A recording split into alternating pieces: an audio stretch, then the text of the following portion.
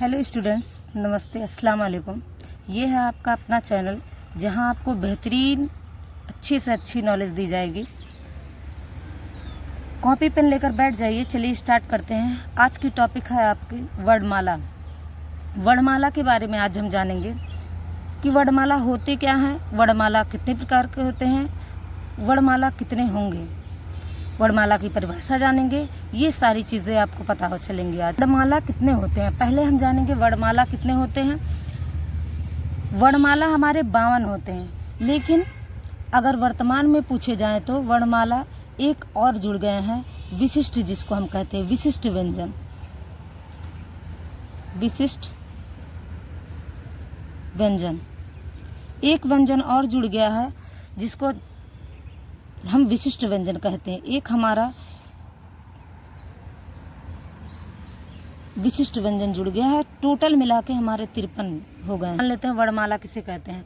वर्णमाला किसी भी वर्ण का सुव्यवस्थित क्रमबद्ध में रखना, सुव्यवस्थित क्रम में रखना, वह हमारा वर्णमाला कहलाता है। कोई आपसे पूछता है कि वर्णमाला किसे कहते हैं, तो आप बताएंगे कि वर्णमाला वर्णों के क्रमबद्ध सुव्यवस्थित रखने को हम वर्णमाला कहते हैं। अब हम वर्ण के बारे में जानेंगे, छोटी छोटी चीज़ें जो आपके लिए बहुत इम्पॉर्टेंट होगी। भाषा की सबसे छोटी इकाई क्या होती है, पूछा जाता है आपसे भाषा की सबसे छोटी इकाई क्या होती है, तो आप बताएंगे वर्ण। मौखिक में आपको पूछी जाए मौखिक में भाषा की सबसे छोटी इकाई क्या होती है, तो आप ध्वनि को बताएंगे। ये ध्यान रखेंगे, आपको दोनों मिल सकता है एग्जाम में, तो आप पहले देख लें क्वेश्चन में कि लिखित या मौखिक लिखा होगा, तो आप उस तरीके से आप अपने आंसर को देंगे। ध्यान रखें, लिखित भाषा की सबसे छोटी इकाई हमारी वर्ण होती है, जो कि हम लिख सकते हैं। और अगर हमारी मौखिक भाषा की सबसे छोटी इकाई को बात की जाती है तो वह हमारी ध्वनि होती है। इसको आप याद रखेंगे। देखें, अब हम बात करेंगे वर्ण और अक्षर में अंतर क्या होते हैं। वर्ण क्या होता है, अक्षर क्या होता है। हम जानते हैं वर्ण और अक्षर एक ही चीज़ होते हैं, लेकिन हमें थोड़ा सा माइनर सा हमें डिफरेंस इसमें जानना ज़रूरी है कि हमारे वर्ण और अक्षर अलग अलग होते हैं। जैसे हमारे वर्ण जो होते हैं, वर्ण को हम खंडित नहीं कर सकते हैं, वर्ण को हम खंडित नहीं कर सकते हैं। वर्ण हमारा जैसा है वैसा ही रहेगा। वर्ण और ध्वनि एक ही बात होती है। हम भी मानते हैं और आप भी मानते हैं कि वर्ण और ध्वनि एक ही बात होती है, लेकिन हम जो वर्ण होते हैं उसको हम खंडित नहीं कर सकते हैं, हम उसको तोड़ नहीं सकते हैं। जैसे हम आ लिखें तो क्या आप इसको तोड़ सकते हैं। ई लिखें, क्या आप तोड़ सकते हैं। ऊ लिखें, क्या आप इसको तोड़ सकते हैं। जितने भी स्वर होते हैं वो हमारे वर्ण में ही आते हैं, लेकिन जो हमारे अक्षर होते हैं उनको हम खंडित कर सकते हैं, अक्षर को हम खंडित कर सकते हैं। जैसे हमारा का आ जाए, छा आ जाए, त्रा आ जाए, ज्ञा आ जाए, इसमें हम इसको तोड़ के दो चीज़ों में चेंज कर सकते हैं। एक हमारा स्वर भी आ सकता है और हमारा व्यंजन भी आ सकता है, दोनों चीज़ें आ सकती हैं। जैसे हम का को तोड़ देते हैं क और आ में, तो हमारा का शुद्ध रूप वाले व्यंजन हमारे हलंत वाले होते हैं। जो भी हलंत लगे वाले व्यंजन होते हैं वो हमारे शुद्ध रूप के माने जाते हैं। जैसे का को हमने निकाल दिया, हलंत लगा दिया, का में से आ निकल गया, तो ये आधा का बचा। अब छतरी को अगर हम चाहते हैं तोड़ना, इसका अगर हम वर्ण विच्छेद करें तो क को हम हटा के आधा का कर दिए, फिर प्लस सा मैंने कर दिया, तो ये 6 बन जाता है। ते प्लस रा, ये हमारा त्रा बन जाएगा। ज प्लस या, ये हमारा ज्ञा बन जाता है। ये हमारे वर्ण विच्छेद होते हैं और ये हमारे अक्षर, ये सारे हमारे अक्षर हैं और ये हमारे वर्ण अलग हो जाते हैं। तो आपको ध्यान रखना है कि हमारे जो अक्षर और वर्ण में अंतर एक ही चीज़ होते हैं। वर्ण हमारे खंडित नहीं कर सकते हैं, अक्षर को हम खंडित करके उसको व्यंजन और स्वर को हम अलग कर सकते हैं। अक्षर होता क्या है, देखें, अक्षर क्षर मीन्स होता है विनाश। क्षर मीन्स क्या होता है, विनाश होता है। जो कभी विनाश ना होने वाला हो वो हमारा अक्षर कहलाता है। और आ मीन्स नहीं होता है, ये कह सकते हैं जो कभी विनाश ना होने वाला हो वो हमारा अक्षर होता है। अब हम देखेंगे वर्ण विच्छेद, कि वर्ण विच्छेद कैसे हम करते हैं। जैसे हमारा घर लिखा हुआ है, तो घर में हमारे ये हमारा एक अक्षर है, आप भी जानते हैं यह एक अक्षर है। इस अक्षर को हमें वर्ण में लिखना है, तो हम वर्ण विच्छेद कैसे करेंगे। घ, पहले घा को हम लिखेंगे। घा को मैंने लिखा, पहले इसमें स्वर और व्यंजन दोनों हैं। तो पहले शुद्ध स्वर शुद्ध व्यंजन वे होते हैं जिसमें आप हलंत वाले व्यंजन होंगे। हलंत हमने लगा दिया तो ये आधा बचा, इसमें से मैंने आ को निकाल दिया, ये क्या हो गया, घ हो गया। प्लस रा को मैंने हलंत लगा दिया, ये आधा हो गया, प्लस आ हमारा हो गया, हमारा घर बन गया। अब लहसुन, यहाँ जैसे लिखा हुआ देख रहे होंगे आप कि लहसुन लिखा हुआ है, तो ला को मैंने आधा कर दिया और आ कर दिया, फिर हा मैंने किया, फिर उसके बाद आ किया, फिर मैंने सा आधा किया, फिर ऊ, फिर न, फिर मैंने आ कर दिया। तो ये क्या हो गया, लहसुन हो गया। क्या हो गया, लहसुन बन गया। कमरा, ऐसे कमरा लिखा हुआ और छाता लिखा हुआ, आप इसका वर्ण विच्छेद करके बताएंगे कि क्या कैसे बनेगा। चलिए आगे हम देखते हैं स्वर कितने होते हैं। वर्णमाला को हम दो भागों में बांटते हैं, स्वर और व्यंजन में बांटते हैं। स्वर, हमारे स्वर के बारे में पहले हम पढ़ेंगे। स्वर हमारे कितने होते हैं, स्वर हमारे 11 होते हैं। पहले हम जानते थे कि स्वर 13 होते हैं, लेकिन अब हमें पता है कि स्वर 11 होते हैं। जैसे जैसे हमारी क्लास सेवअप जाती है, ऊपर की तरफ जाती है, तो हमें उन चीज़ों के बारे में अच्छी नॉलेज रखने की ज़रूरत है। जैसे हम स्वर हम जानते हैं कि 11 होते हैं।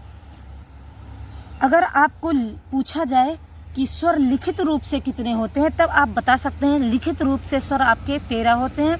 नहीं तो अगर पूछा जाए कि स्वर कितने होते हैं, तो आप बताएंगे स्वर 11 होते हैं। क्या क्या, आ, बड़ा, ई, ऊ, री, ए, ऐ, ओ, औ, ये हमारे 11 स्वर होते हैं।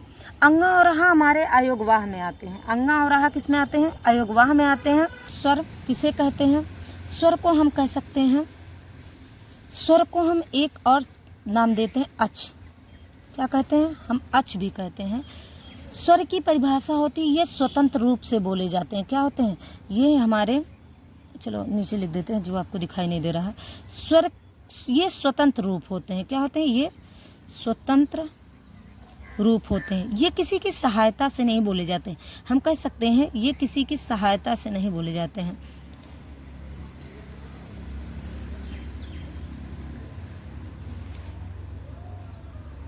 नहीं बोले जाते हैं।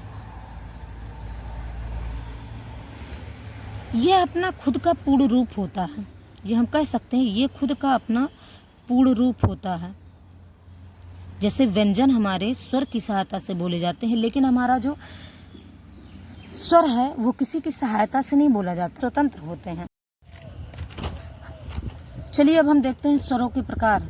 स्वर के प्रकार, स्वर हमारे 3 प्रकार के होते हैं। ये हमारे मात्रा के आधार पे होते हैं। मात्रा के आधार पे स्वर हमारे 3 प्रकार के होते हैं, हास्य स्वर, दीर्घ स्वर, प्लुस स्वर। हास्य स्वर को हम एक मात्रिक स्वर भी कहते हैं। हास्य स्वर को हम एक मात्रिक स्वर भी कहते हैं। ये हमारे 4 होते हैं, 4 ही हमारे होते हैं हास्य स्वर। आ, ई, ऊ, एन, री, ये चारों हमारे हास्य स्वर में आते हैं। और इसी को हम एक मात्रिक स्वर भी कहते हैं, जिसको बोलने में सबसे कम समय लगता है। जिसको बोलने में सबसे कम समय लगेगा वो हमारे हास्य स्वर में आते हैं। दूसरा आता है हमारा दीर्घ स्वर। दीर्घ स्वर में हमारे जो हास्य स्वर से बोलने में ज़्यादा समय लगे वो हमारे दीर्घ स्वर होते हैं। जैसे बड़ा, बड़ी, ऊ, ए, आई, ओ, औ, ये हमारे दीर्घ स्वर में आते हैं। दीर्घ स्वर को हम द्विमात्रिक स्वर भी कहते हैं। क्या कहते हैं, द्विमात्रिक स्वर भी कहते हैं। द्विमात्रिक स्वर भी कहते हैं। इन दीर्घ मात्रिक स्वर को हम 2 प्रकार से करेंगे कि ये जो है 2 भागों में बांटे जाते हैं। एक मूल दीर्घ होते हैं और एक हमारे संयुक्त दीर्घ होते हैं। जो हमारा मूल दीर्घ होता है वो हमारे केवल 3 होते हैं, आ, दीर्घा, दीर्घी और ऊ, ये हमारे तीनों मूल दीर्घ होते हैं। ए, आई, ओ और ये हमारे संयुक्त दीर्घ होते हैं। संयुक्त दीर्घ क्यों होते हैं, ये हमारे 2 स्वर से मिलकर बने होते हैं। जैसे ये हमारे 2 स्वर से, किन 2 स्वरों से मिलकर बने होते हैं, हमारा आ प्लस ई से क्या बनता है, ए बनता है। क्या बनता है, ए बनता है। और आई हमारा जो होता है वो किससे बनता है, आ प्लस ए से हमारे क्या बन जाते हैं, आई बन जाते हैं। और आ प्लस ऊ से हमारा क्या बनेगा, ओ बन जाएगा। और आ प्लस ओ से हमारा औ बन जाता है। इसीलिए ये हमारे क्या कहलाते हैं, संयुक्त स्वर कहलाते हैं, क्योंकि ये दो स्वरों से, दो असमान स्वर से मिलकर ये हमारे होते हैं, इसलिए इन्हें संयुक्त व्यंजन कहते हैं। तीसरा आता है आपका प्लुत स्वर। प्लुत स्वर किसे कहते हैं, जिसे बोलने में 3 गुना समय लगे वो हमारे प्लुत स्वर कहलाते हैं। जैसे ओम, ये हमारा क्या होता है, प्लुत स्वर होता है। प्लुत स्वर ये हमारे कहलाते हैं। अब आगे हम बात करेंगे जीव के आधार पे स्वरों का वर्गीकरण क्या होता है। जीव के आधार पे स्वर को हम कितने भागों में बांट सकते हैं। जीव को के आधार पे हम स्वर को 3 भागों में बांटते हैं। एक हमारा होता है अग्र स्वर, दूसरा हमारा होता है पश्च स्वर, तीसरा हमारा होता है मध्य स्वर। ध्यान दें, अग्र स्वर कितने होते हैं हमारे, 4 होते हैं, जो कि ई, ए, ऐ, ये हमारे 4 स्वर ऐसे होते हैं जो अग्र स्वर में आते हैं। और मध्य स्वर हमारा, मध्य स्वर में केवल आ आता है हमारा, मध्य स्वर में केवल हमारा क्या आता है, हर्ष आ आता है। पश्च स्वर में हमारा बड़ा ऊ, ओ, औ, ये 4 हमारे आते हैं। ध्यान रखें, आपको मैं इसी क्लास में याद करवा दूंगी कि जो भी आप पढ़ें यही आपको याद हो जाए। देखें, अग्र स्वर को याद करने की एक नॉर्मल सी ट्रिक मैं ऐसे ही बता दे रही हूँ आपको। जो आगे की तरफ इस तरीके से मुड़ा हो, आप याद रखें, वो अग्र स्वर। आगे की तरफ मुड़े होने से आप ऐसे याद कर लें, मैं कोई वो नहीं बता रही हूँ, बस तरीके से आगे की तरफ मुड़े हुए जो भी होंगे वो अग्र स्वर में आएंगे। और एक याद कर लें, मध्य में जो आता है केवल आ आएगा आपका, और पश्च स्वर में जो भी बचे वो पीछे के स्वर में आप कर दें, बड़ा ऊ, ओ, औ, ये सारे हमारे पश्च स्वर में आ जाते हैं। आपको ये सारी चीज़ याद रखनी है। मेरा ध्यान से इसको यहाँ समझ लेते हैं तो कोई दिक्कत नहीं हो, आपको दोबारा पढ़ने की ज़रूरत नहीं पड़ेगी। मुख खुलने के आधार पे स्वर के कितने भेद होते हैं। मुख खुलने के आधार पे स्वर हमारे 4 प्रकार के होते हैं। पहला हमारा आता है संवृत, दूसरा आता है अर्ध संवृत, तीसरा आता है विवृत और चौथा हमारा अर्धविवृत आता है। हम बात करेंगे संवृत की। संवृत किसे कहते हैं, संवृत मतलब होता हमारा, संवृत जो हमारा होता है, मुख का लगभग बंद सा होना, मुख का लगभग बंद सा होना, हम कह सकते हैं मुख का लगभग बंद सा होना। आप एक बार ई, ऊ को बोल कर देखें कि यह किस तरीके से आपको मुख आपका बंद जैसा दिखेगा, लगभग बंद दिखे। ई, ऊ, ये हमारे दोनों क्या है, ये हमारे दोनों संवृत में आते हैं।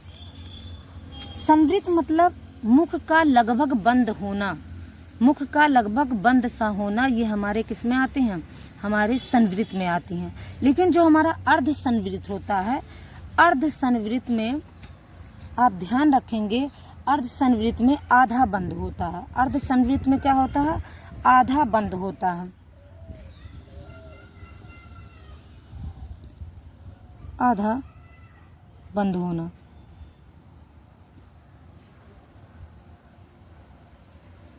आधा बंद होना, इसमें 2 ही आपके स्वर आते हैं, जैसे ओ और आई। ओ और आई आप बोल के देखें, ओ, ए, ये दोनों हमारे आधा बंद होते हैं। विवृत की बात करते हैं। विवृत मतलब मुख का पूरा खुलना, मुख का पूरा खुलना।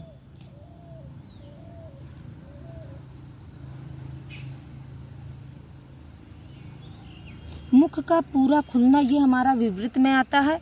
विवृत उसे कहते हैं जो जब हम बोलते समय हमारा मुख पूरा खुल जाए, विवृत में आता है। केवल एक ही स्वर ऐसे आते हैं जो हमारे विवृत में होते हैं, जैसे आ। आप आ को बोलें तो आपको पता चलेगा कि आ हमारा क्या है, मुख पूरा खुल जाता आ को बोलने में। हमारा फिर आता है अर्धविवृत। अर्धविवृत में हमारा क्या होता है, अर्धविवृत में हमारा मुंह आधा खुलता है, आधा खुलना, आधा खुलना। हमारा मुंह क्या होता है, आधा खुलता है। जैसे आप बोल के देखें, ये हमारे 3 स्वर ऐसे होते हैं जो हमारे अर्धविवृत में आते हैं, आ, आई और औ। ये हमारे तीनों अर्धविवृत में आते हैं। आगे हम देखेंगे प्रकृति के आधार पर स्वरों के प्रकार। हम कह सकते हैं कि ओष्ठ के आधार पे भी स्वर के प्रकार बांटे गए हैं। 2 प्रकार के होते हैं, एक हमारा होता है वृत्तमुखी, दूसरा हमारा होता है आवृत्तमुखी। वृत्तमुखी ऐसे होते हैं, वृत्तमुखी उस स्वर को कहते हैं जब हम बोलते हैं, स्वर को बोलने के समय हमारा जो मुख का आकृति होता है, ओठ का आकृति होता है, वह गोलाकार हो जाए। क्या हो जाए? गोलाकार हो जाए। जैसे हम ऊ और ओ औ को बोलते हैं तो हमारा जो ओष्ठ होता है, जो हमारा ओंठ होता है, वो गोलेकार शेप में हो जाता है, गोला बन जाता है। इसके लिए ऊ आप बोल के एक बार चेक करें, ओ औ, ये हमारे क्या होते हैं? गोलाकार हो जाते हैं। दूसरा हमारा आता आवृत्तमुखी होता है। आवृत्तमुखी ये हमारे कैसे होते हैं? आवृत्तमुखी में आप ध्यान रखें कि जो हमारे आवृत्तमुखी स्वर होते हैं उनका मुख का गोलाकार नहीं बनता है, वो गोलाकार नहीं बना पाते हैं। जैसे आ, ई, ए, ये हमारे गोलाकार नहीं हो सकते हैं। देखिए, आपको आई होप आपको ये क्लास अच्छी लगी हो। देखिए, आज इतना ही पढ़ेंगे, फिर अगले क्लास में आपको इसका दूसरा पार्ट हम देंगे, जो आपको बेहतरीन नॉलेज मिलेगी जिससे। और अगर आप नए हैं तो चैनल को सब्सक्राइब कर लें। Thank you so much. इस क्लास को आप लोग बहुत सारा प्यार दीजिएगा। Bye bye, take care.